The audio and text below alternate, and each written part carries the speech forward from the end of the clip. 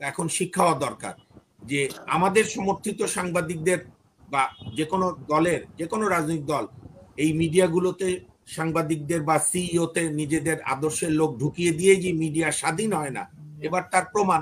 এই সংস্কৃতি উপদেষ্টার কাজ হবে মালিকদেরকে অনুরোধ করা যে দয়া করে ওদেরকে চাকরিতে পুনর্বহাল করেন, নাহলে আমার বদনাম হবে। অনুরোধ করে, অনুনয় বিনয় করে মালিকদেরকে বলা এদেরকে চাকরিতে পুনর্বহাল করেন, তারপরে এরা ভবিষ্যতে কোনো ভুল করলে তখন ব্যবস্থা নিয়ে। এখন ভুল করলেও নিয়েন না, মানুষ আমাকে দায়ী করবে।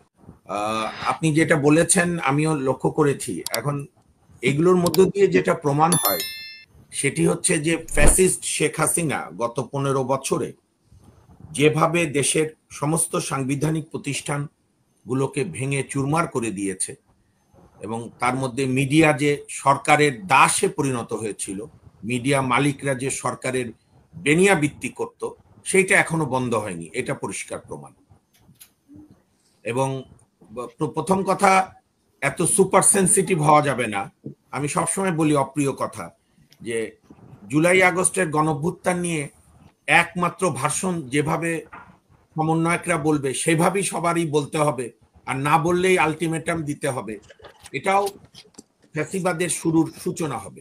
কাজে কখনোই এই এই ধারণা বা এই ধরনের বক্তব্য, আপনি যে ফেসবুকের কথা বলেছেন কোন পেজে আমি দেখিনি, সবগুলো দেখিও না। এখন তো বেনামে নামে অনেক ধরনের সংগঠন দাঁড়িয়েছে, এটাও একটা কাপুরুষতা।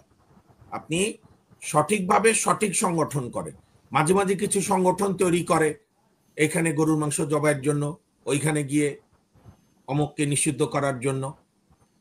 আমাদের রাষ্ট্র ব্যবস্থা একটা ভঙ্গুর অবস্থায়। সর্বশেষ আল জাজিরার সঙ্গে ইন্টারভিউতে ডক্টর মোহাম্মদ ইউনূস বলেছেন, প্রধান উপদেষ্টা, যে বিচার বিভাগ ধ্বংস হয়েছে, মিডিয়া ধ্বংস হয়েছে, অন্যান্য প্রতিষ্ঠান, আমরা সবগুলোকে বিনির্মাণের চেষ্টা করছি এই চ্যালেঞ্জকে মোকাবেলা। আমি অন্যদের উপর আস্থাশীল না, উপদেষ্টাদের অনেককে নিয়ে অনেক কথা আছে, কিন্তু আমি ডক্টর মোহাম্মদ ইউনূস সাহেবের দৃষ্টি আকর্ষণ করব যে এই ঘটনার একটি অনতিবিলম্বে তদন্ত, যে কি কারণে এই 3টি চ্যানেল তাদের সাংবাদিকদেরকে চাকরিচ্যুত করলো। একটা টিভি তো মনে হয় বোধহয় এটিএন না কোন টিভি, যেটা তা তো বলেই দিয়েছে সংস্কৃতি উপদেষ্টার সংবাদ সম্মেলন চ্যানেল আই। এই চ্যানেল আই তো শেখ হাসিনার কি পরিমাণ দালালি করেছে আমরা সবাই সাক্ষী। শেখ হাসিনার কৃষকদের কৃষিবিদ বানিয়ে ফেলেছিল শাইখ সিরাজ। তার মানে আরেকটা, আমাদের রাজনৈতিক দলগুলোরও আরেকটা এখন শিক্ষা হওয়া দরকার যে আমাদের সমর্থিত সাংবাদিকদের বা যে কোনো দলের যে কোনো রাজনৈতিক দল এই মিডিয়াগুলোতে সাংবাদিকদের বা সিইওতে নিজেদের আদর্শের লোক ঢুকিয়ে দিয়ে যে মিডিয়া স্বাধীন হয় না, এবার তার প্রমাণ। আমি তো আরেকটি গভীর বিষয় প্রশ্ন করতে চাই। তার মানে আমার তখন মায়াও লাগছে সাংবাদিক ভাই বোনদের প্রতি, যে আমরা যে তাদের দাস বলি, কিন্তু তাদের দেখেন কত অসহায়। একটা শ্রমিককেও, একটা আপনার বাড়ির গৃহপরিচারিকাকেও 7 দিন সময় দিতে হয় যে তুমি অন্য কোথাও চাকরি পাবা কি, আর কথা নাই বার্তা নেই, চাকরিচ্যুত। আজকে আমি তো এখন পর্যন্ত আমার চোখে পড়েনি, আমার 2 বিদগ্ধ রাজনীতিবিদ, আমার প্রিয় মানুষ, ওনারা দেখেছেন কিনা বা আপনি জানেন কিনা, আমাদের এই যে বিএফইউএ, ডিএফইউএ, রিপোর্টার্স ইউনিটি, কারো কোনো স্টেটমেন্ট চোখে পড়েছে? না, আমার চোখে পড়েনি এরকম। আমি তো অনেকগুলো পত্রিকায় প্রতিদিনই দেখি, আমার আজকে কোনো পত্রিকায় চোখে পড়েনি। এবং জাতীয় প্রেস ক্লাব, আপনার প্রথম কথা, যদি আমি জানি না, আমার কোনো কালই ছোটবেলা থেকে আমি সরকারি মন্ত্রী বা উপদেষ্টা এদের প্রেস কনফারেন্সে দেখার আগ্রহ হয় না, এই কারণে যে ওইখানে সাংবাদিকরা সব বেশিরভাগ সময় তোষামোদী প্রশ্ন করে, আর আমাদের নেতারাও অভ্যস্ত না উত্তর দিতে, রেগে যায়। কিন্তু এটাতে কি প্রশ্ন করেছে, যদি গণঅভ্যুত্থান নিয়ে আপত্তিকর কিছু করে, প্রেস কাউন্সিল আছে, তার বিরুদ্ধে গিয়ে মামলা করবে। প্রতিষ্ঠান কেন চাকরিচ্যুত করবে?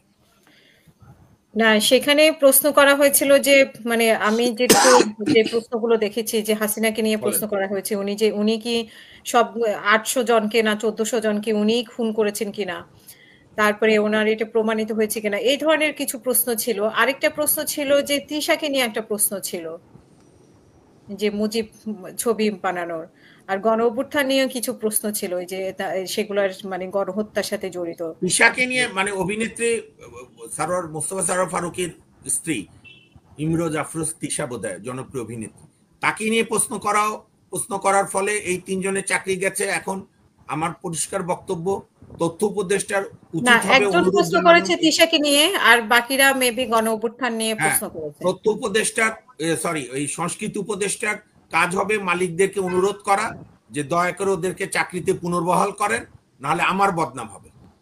আমি একদম স্ট্রেট কাট আপনাকে কথা বলি। আপনাকে জাস্টিস একজন হাসিনা দর্শকও কোর্টে প্রশ্ন করেছে, রেখে আগে কথা যেরকম বলেছে, আপনারা শোনেন হুম, একজন দর্শক আমি বলি আপনাকে যে জাস্টিস প্রশ্ন হাসিনা করেছে কোর্টে, আগের ব্যাপারে আপনারা বলতেন যে কৃতদাস, তাহলে এখন কি বলবেন? না ঠিক আছে, এখনো তো কৃতদাসগিরি করছে এখন আমাদের স্বাধীন মিডিয়া, নাকি অনেক নিউজ কৃতদাস? দেয় না। না এখনো স্বাধীন হয়নি, তো সেই জন্য তো নীতিমালা করতে হবে, সেই জন্য তো কিছু সংস্কারের তো কাজ দ্রুত স্বাধীনভাবে শেষ প্রশ্ন করতে হবে, করতে না পারলে স্বাধীন হবে কিভাবে? সেই জন্যই তো নীতিমালা করতে হবে, সেই জন্যই তো আইন তৈরি করতে হবে, কারণ নিশ্চয়ই কোনো না কোনো জায়গা থেকে চাপ যাচ্ছে, না হলে যারা টিভি এই সমস্ত টিভিতে যারা আছে একেবারে কালকের সাংবাদিক না, অনেক অভিজ্ঞতা সম্পন্ন সাংবাদিক।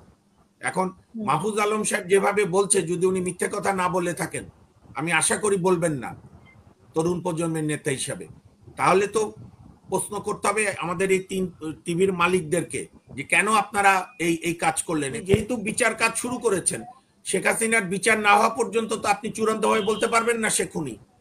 আমরা বলি আমরা রাজনীতিতে বিশ্বাস করি, তার রাজনীতির বিরোধী আমরা বলবো, তাতে যদি কেউ প্রশ্ন করে তার অনেক সুন্দর উত্তর দেওয়া যায়। আপনার আমি বলি জ্যোতি বসু 85 সালে ঢাকায় এসেছিল, আমাদের বাংলাদেশের সাংবাদিকতা তখনও কিছু মান ছিল। মাহমুদ ভাইয়ের প্রতি একটা ধন্যবাদ যে এরশাদ এত স্বৈরশাসন চালায়নি, যদিও টাইটেল পেয়েছিল স্বৈরাচার। হাজারো প্রশ্ন করেছিল, আমার মনে আছে জ্যোতি বসু বলেছিল আমি বিদেশের মাটিতে বসে আমার দেশের প্রধানমন্ত্রী রাজীব গান্ধী নিয়ে কোনো মন্তব্য করব না। তো গণহত্যা নিয়ে যদি মোস্তফা ফারুকের সামনে কোনো অপ্রাসঙ্গিক প্রশ্ন করে, তো অনেক সুন্দর উত্তর দেওয়া যায় যে অপেক্ষা করুন, হাসিনার বিচারের পরে প্রমাণ হবে উনি খুনি কি খুনি না, আমরা বিচারে বিশ্বাস করি। আমি তো বরং ডক্টর মোহাম্মদ ইউনূস সাহেবকে অনুরোধ করব, যেহেতু আপনাদের অনুষ্ঠান দেখে সরকারের সংস্থারা, ডক্টর মোহাম্মদ ইউনূস সাহেব সম্ভবত দ্বিতীয় জাতির উদ্দেশ্যে ভাষণে বলেছে যে আমি মিডিয়াগুলোতে বলে দিয়েছি মন খুলে উজাড় হয়ে সমালোচনা করেন, তাহলে এখন এত সেন্সিটিভ কেন? আজকে আমি অনুরোধ করব ঢাকা সাংবাদিক ইউনিয়নের যারাই আছেন, Bangladesh federal journalist union, press club, তারা কথা বলেন, সাংবাদিকদের সমিতিগুলো কথা বলেন। এইটা কখনোই কাম্য না। যদি কোনো আপত্তিকর প্রশ্ন করে থাকে নীতি নৈতিকতা বিবর্জিত, তার জন্য প্রেস কাউন্সিল আছে, সেখানে গিয়ে মামলা করতে পারে। কিন্তু তিনজনেরই হঠাৎ চাকরি একসঙ্গে চলে গেল, বাংলাদেশের মানুষকে দুধভাত মনে করেন না। এগুলো ছোট ছোট ক্ষোভ থেকে বড় অনলে পরিণত হবে, দাবদাহে পরিণত হবে। এগুলো করবেন না, এই সরকারের যারা এইগুলো করছে আমি অনুরোধ করব। আর আমাদের যে মিডিয়া সংস্কার কমিশন আছে কামাল আহমেদ সাহেব, আমি তাকে অনুরোধ করব কথা বলেন। ওই যে একটা কথা ছিল না, গোলাপি একটা কিছু ক, তো সেরকম আপনি কথা বলেন কি হয়েছে। নানা বিষয়ে প্রশ্ন করতেই পারে, প্রশ্ন করলেই রেগে যেতে হবে। আর আমি এই ক্ষেত্রে আরেকটা কথা বলি, বর্তমান সংস্কৃতি উপদেষ্টার হাসিনা আক্তার, বর্তমান আধুনিক বিশ্বে রাষ্ট্র এবং নাগরিকের সম্পর্ক হচ্ছে বিশেষ করে মুক্তবাজার অর্থনীতিতে। আমরা যেহেতু কমান্ড ইকোনমিতে নাই, সমাজতান্ত্রিক অর্থনীতিতে নাই, মুক্তবাজার অর্থনীতিতে রাষ্ট্রের সঙ্গে সরকারের সঙ্গে নাগরিকের সম্পর্ক খুব লিমিটেড কয়েক জায়গায়। আমরা ট্যাক্স দেব, সরকার আমাদের নিরাপত্তা দেবে, রাস্তায় চলাফেরার নিরাপত্তা, বাসায় থাকার নিরাপত্তা, আর সুশাসন দেবে। পহেলা বৈশাখে কে কি নাম দিয়ে আপনার বৈশাখী কি নাম শোভাযাত্রা করবে, কারো ইচ্ছা হয় মঙ্গল শোভাযাত্রা করবে, কারো ইচ্ছা হবে অমঙ্গল শোভাযাত্রা করবে, কারো ইচ্ছা হবে হইচই শোভাযাত্রা করবে। ওনাকে কে দায়িত্ব দিছিল এটাকে সার্বজনীন বানানোর উদ্যোগ নেওয়ার? রাষ্ট্র কেন, সরকার কেন নাগরিকদের জীবনে এত হস্তক্ষেপ করবে? আমি পয়লা বৈশাখে কোনোদিন কোনো গালে মিছিলে যাইনি, কারণ আমার কাছে মনে হয়েছে পয়লা বৈশাখে আমার স্মৃতিটা কি। আমার স্মৃতি হচ্ছে আমি যখন গাইবান্ধার ছোটবেলায় দাদার বাড়িতে যেতাম, আমার চাচার 2 দোকান ছিল, বড় বিশাল পাইকারি দোকান। আমরা আমরা আমাদের বাকি থাকতো না, কিন্তু অন্যদের বাকি থাকতো, হালখাতা হতো, মিষ্টি খাওয়া তো ব্যাপক পরিমাণে, আর টাকা শোধ হতো। সেখানে যে যার ইচ্ছা গান গাইবে, এই করবে ওই করবে। তো মোস্তফা সরোয়ার ফারুকীর মুশকিল হচ্ছে যেহেতু সে বিগত সরকারের সুবিধাভোগীদের একজন, নো ডাউট, তার ওয়াইফও তো বঙ্গবন্ধুকে নিয়ে ছবি করেছে। এখন ওই যে বলে না, মানে ক্যাথলিক মোর দ্যান পোপ, মানে খ্রিস্টান পোপের চাইতে বড় খ্রিস্টান সাজতে চায়। জি, তো শেষ মোস্তফা করবো, সরোয়ার ফারুক আবার শুনবো পরে আপনার থেকে। হ্যাঁ, ফলে আমি শেষ করছি, এই ঘটনা অত্যন্ত অনভিপ্রেত, দুঃখজনক। আমি মালিক পক্ষেরও নিন্দা জানাই।